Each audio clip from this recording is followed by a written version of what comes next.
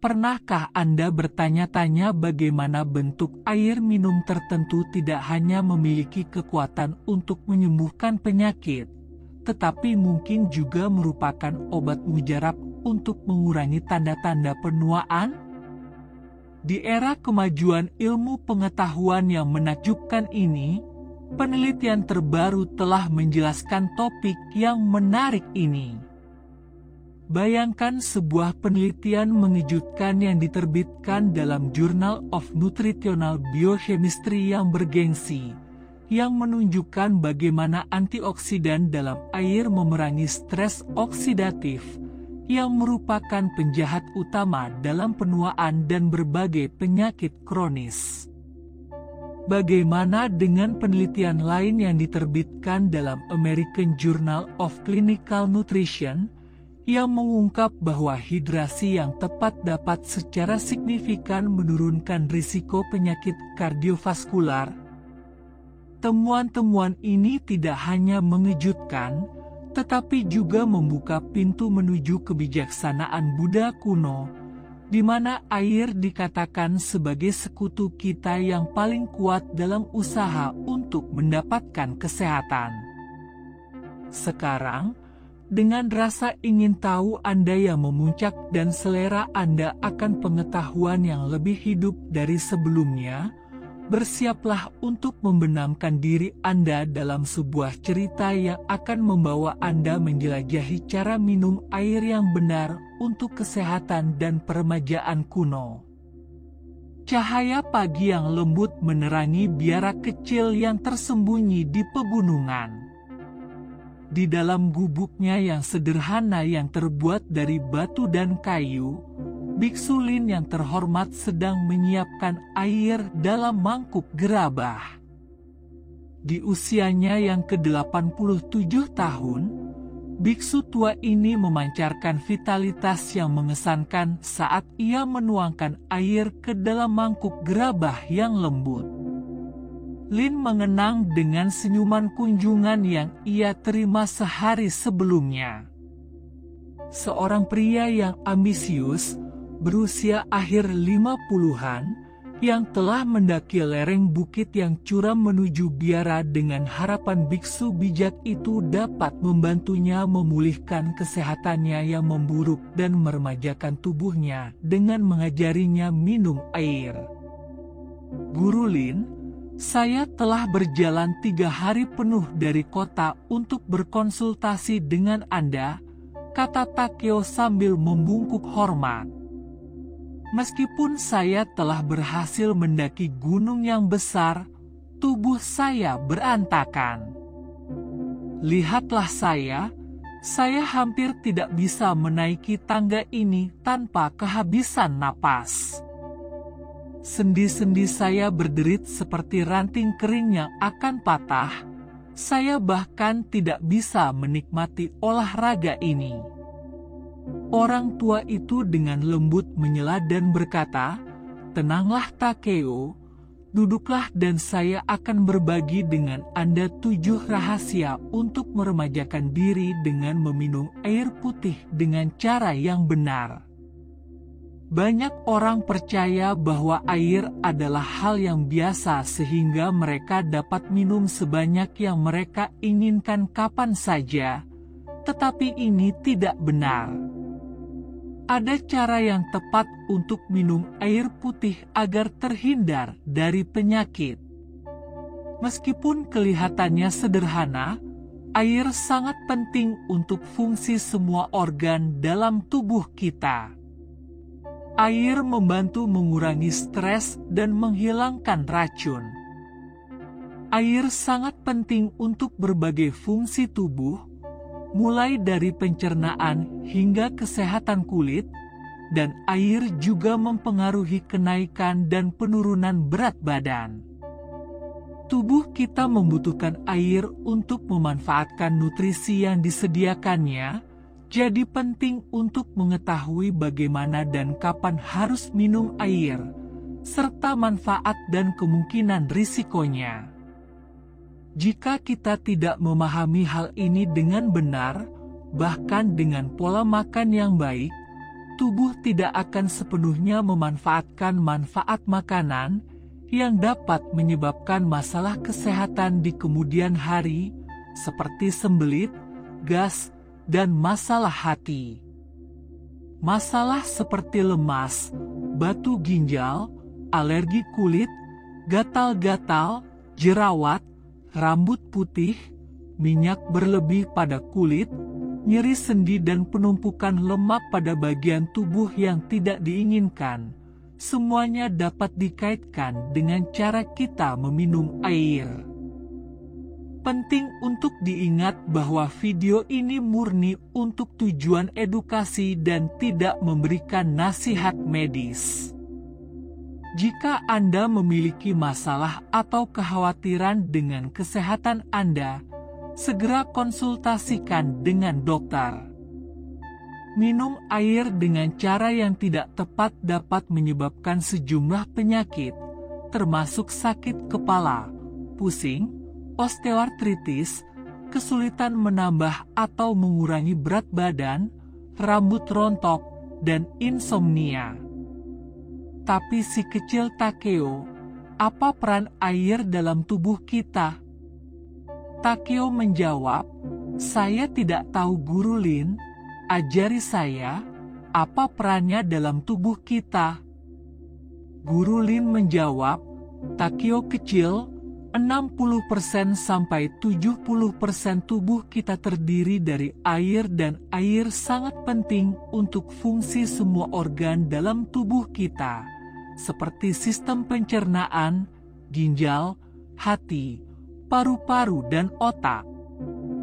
Fungsi utama air dalam tubuh kita adalah untuk membuang kotoran dan menjaga sel-sel tetap hidup agar tubuh tetap bersih dan hidup. Kita kehilangan sekitar 2 liter air setiap hari dan perlu diisi ulang. Ketika tubuh kekurangan air, tubuh akan memperingatkan kita dengan beberapa cara. Pencernaan melemah, mulut terasa kering, kulit menjadi kasar dan mungkin ada tanda-tanda dehidrasi seperti mata lelah atau perubahan warna menjadi kuning. Minum air dalam jumlah yang tepat setiap hari sangat penting untuk kesehatan kita. Pertanyaannya, berapa banyak air yang harus kita minum setiap hari dan bagaimana kita tahu jika kita kekurangan air? Ketika tubuh mengalami dehidrasi, tubuh akan menunjukkan tanda-tanda seperti pencernaan yang lebih lemah, mulut dan kulit kering, hilangnya elastisitas kulit, mata lelah dan perubahan warna menjadi kuning pucat. Minum air dalam jumlah yang tepat sangat penting untuk menghindari masalah kesehatan yang lebih serius. Tidak ada aturan baku tentang berapa banyak air yang harus diminum setiap orang per hari, karena bervariasi sesuai dengan berat badan dan aktivitas sehari-hari. Secara umum, disarankan agar seseorang mengonsumsi setidaknya 12 gelas air putih per hari. Mereka yang mengonsumsi banyak buah-buahan, sayuran, susu dan jus mungkin membutuhkan lebih sedikit air, karena mereka mendapatkan cukup cairan dari makanan ini. Di musim panas, bagi orang yang melakukan olahraga atau pekerjaan fisik yang intens, dianjurkan untuk minum lebih banyak air untuk mengimbangi kehilangan cairan. Pertanyaan penting berikutnya adalah apakah minum terlalu banyak air bisa berbahaya bagi tubuh? Jawabannya adalah ya.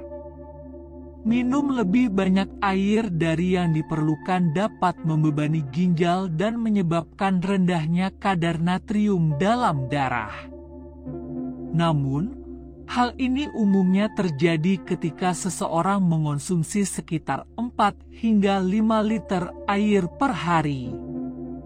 Dalam ketenangan dialog antara guru Buddha dan muridnya, ajaran yang berharga tentang seni minum air terurai yang mencerminkan kebijaksanaan Buddha kuno. Sang guru, dengan pandangannya yang mendalam, memberikan nasihat tentang ritme dan moderasi asupan air setiap hari, memperingatkan akan dampak buruk dari konsumsi air yang berlebihan. Ketika sering mengonsumsi air secara berlebihan, air akan dikeluarkan dari tubuh tanpa dimanfaatkan dengan baik, sehingga mengakibatkan kebutuhan untuk buang air kecil secara terus-menerus. Oleh karena itu, menjaga interval setidaknya 45 menit hingga 1 jam antara konsumsi memungkinkan tubuh untuk menyerap air secara efektif. Sang guru menginstruksikan dengan bijaksana. Muridnya dibimbing tentang waktu yang tepat untuk mengonsumsi air setelah makan buah dan sayuran, menunjukkan bahwa minum langsung dapat menghambat pencernaan dan bahkan menyebabkan masalah kesehatan seperti pilek dan batuk. Banyak orang percaya bahwa mereka dapat minum air sesuka hati mereka, tetapi ini tidak benar. Cara kita minum air dapat mempengaruhi tubuh kita dengan cara yang berbeda. Ada nasihat Buddhis kuno yang mengatakan bahwa kita tidak boleh minum air sambil berdiri, karena hal ini dapat menyebabkan rasa sakit pada persendian. Dalam kebijaksanaan kuno, diyakini bahwa minum cairan sambil berdiri dapat membuat cairan tubuh tidak seimbang dan menyebabkan nyeri sendi. Penumpukan cairan yang berlebih dapat menyebabkan masalah nyeri sendi, terutama seiring bertambahnya usia. Oleh karena itu, disarankan untuk minum air sambil duduk dan dengan cara yang rileks. Dianjurkan juga untuk menahan air di dalam mulut selama beberapa detik sebelum ditelan. Hal ini memungkinkan air liur yang bersifat basa bercampur dengan baik dengan air. Campuran ini, ketika mencapai lambung, membantu menetralkan keasaman lambung, mencegah masalah seperti perut kembung dan meningkatkan pencernaan. Di sisi lain, minum air terlalu cepat tidak memungkinkan air liur bercampur dengan baik dengan air, dan ginjal mungkin tidak dapat menyaring air secara efisien. Oleh karena itu, lebih baik minum air secara perlahan dan nyaman, sebaiknya dalam 4 tegukan. Juga tidak disarankan untuk minum lebih dari 1 gelas air dalam satu waktu, karena jika kita mengkonsumsi banyak air dengan cepat, ginjal mungkin tidak dapat menyaringnya secara efisien, dan air tersebut dapat terbuang tanpa digunakan oleh tubuh. Biksu Lin berkata kepada Takeo, mengenai suhu air yang ideal untuk diminum, menurut Anda, mana yang lebih baik, air dingin atau air hangat? Takeo menjawab, saya biasanya minum air hangat atau air panas. Biksu Lin kemudian berkata, Takeo, pilihan suhu air minum sangat bergantung pada preferensi pribadi Anda dan bagaimana perasaan Anda saat itu. Setiap suhu memiliki manfaatnya sendiri. Air dingin dapat menyegarkan, terutama dalam cuaca panas atau setelah melakukan aktivitas fisik. Air bersuhu ruangan umumnya nyaman dan mudah diserap ke dalam tubuh. Di sisi lain, air hangat atau panas dapat memberikan manfaat bagi pencernaan dan dapat menenangkan. Dalam upaya kita untuk mendapatkan kesehatan dan keseimbangan, penting untuk mendengarkan tubuh kita dan memilih apa yang terasa terbaik bagi kita pada saat itu. Suhu air yang Anda pilih untuk diminum dapat bervariasi tergantung pada keadaan dan kebutuhan Anda pada saat itu. Anda harus minum air sesuai dengan berat badan dan aktivitas fisik Anda. Saran ini memperkenalkan kita pada gagasan personalisasi dalam hidrasi yang selaras dengan filosofi Buddha untuk menjadi fleksibel dan beradaptasi dengan keadaan. Ajaran Buddha mengajarkan kita untuk mengenal tubuh kita dan kebutuhannya, dan tips ini mendorong kita untuk menerapkan kebijaksanaan tersebut pada puasa, berat badan, dan hidrasi harian kita. Jumlah air yang kita butuhkan bervariasi sesuai dengan aktivitas fisik. Rumus mengalihkan berat badan kita dalam kilogram dengan 0,03 memberi kita panduan yang dipersonalisasi. Pendekatan ini menghubungkan kita dengan ajaran Buddha untuk mengenal tubuh kita dan bertanggung jawab dalam mencari keseimbangan. Ketika kita menerapkan trik ini, kita mengadopsi sikap pengetahuan diri dan kemampuan beradaptasi. Jika kita berolahraga atau berkeringat lebih banyak dari biasanya, kita menyadari perlunya meningkatkan asupan air agar tetap terhidrasi dengan baik. Tindakan ini menjadi pengingat akan pentingnya menyesuaikan diri dengan kebutuhan tubuh kita yang berubah-ubah, sejalan dengan fleksibilitas yang dipromosikan oleh filosofi Buddha.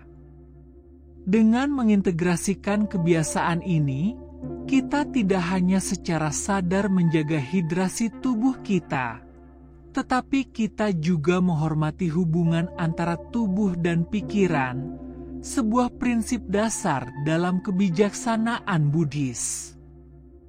Takeo menjawab, "Terima kasih guru, saya selalu minum air hangat di musim panas dan sebelum berolahraga saya akan mulai minum air yang menyegarkan dan mendengarkan tubuh saya." Dengan suhu air yang sudah tertanam dalam dirinya, Takeo merasa siap untuk pengajaran berikutnya, sadar bahwa setiap pelajaran mengungkapkan lapisan yang lebih dalam dari manfaat air.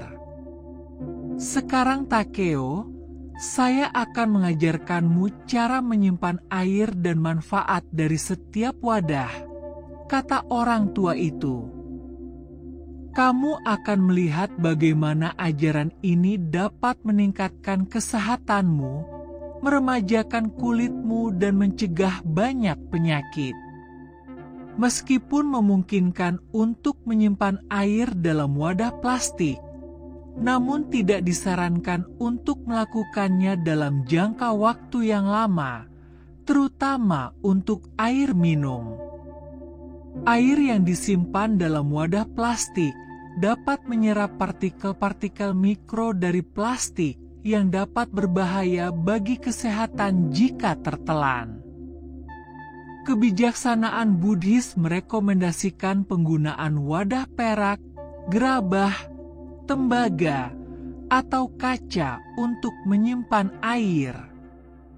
Minum air dari wadah perak atau tembaga memiliki beberapa manfaat kesehatan, karena logam-logam ini meninggalkan muatan positif pada air yang dapat meningkatkan kekebalan tubuh, membantu pencernaan, dan bahkan menawarkan perlindungan terhadap kanker.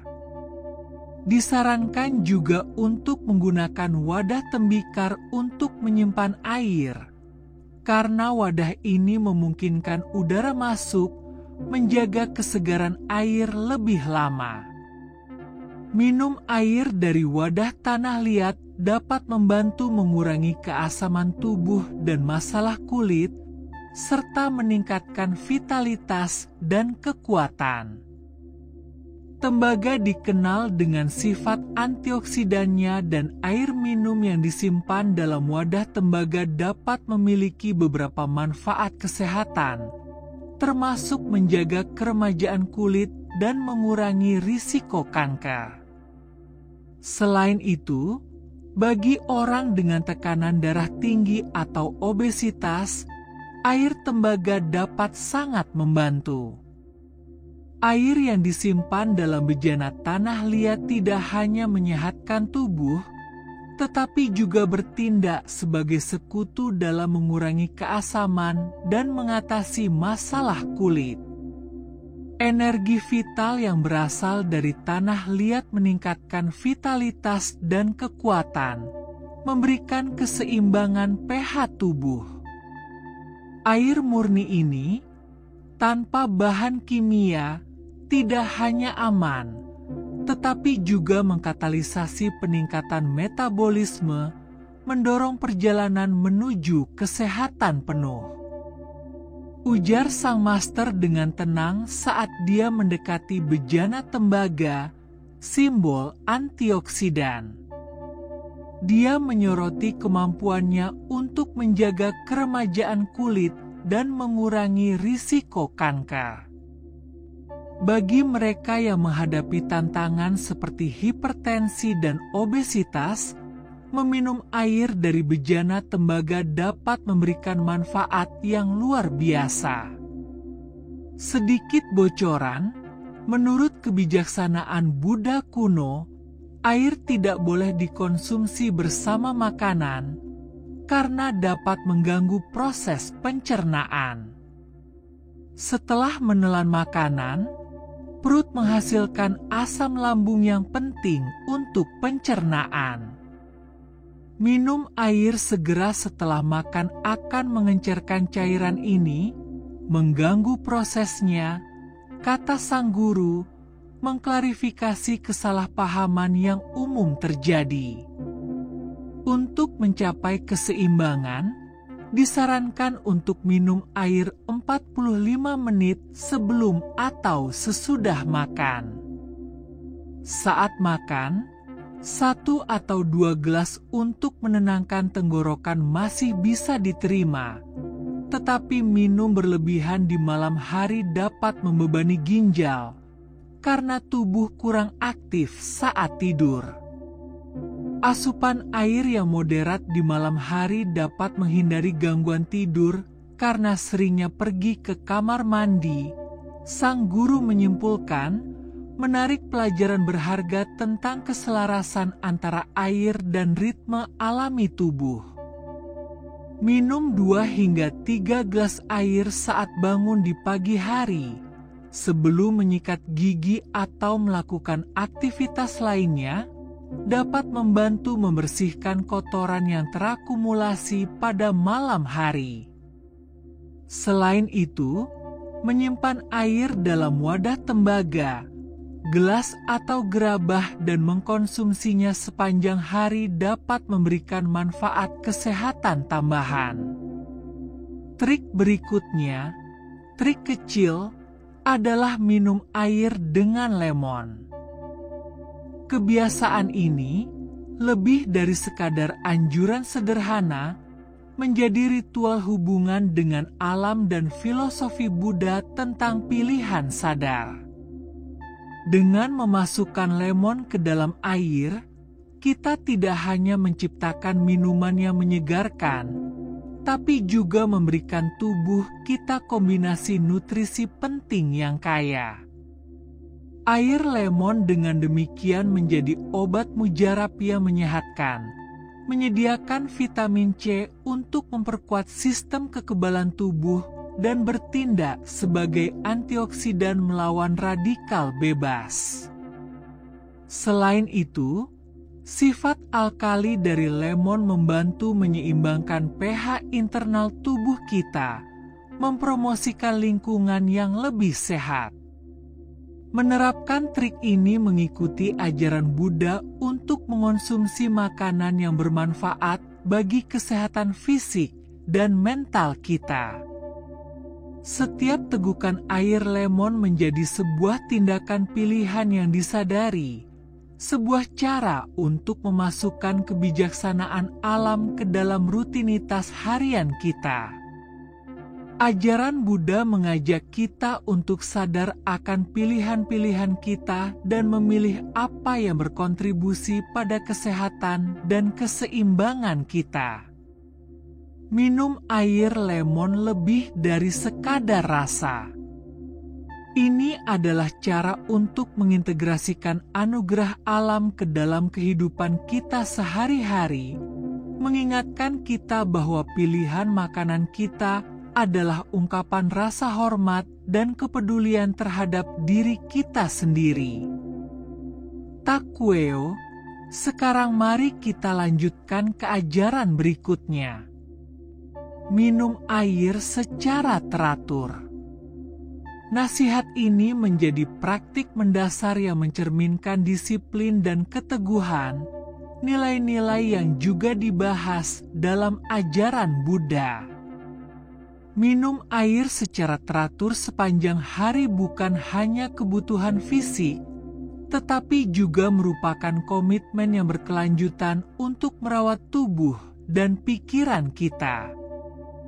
Ajaran Buddha mengilhami kita untuk konsisten dalam latihan dan perawatan diri.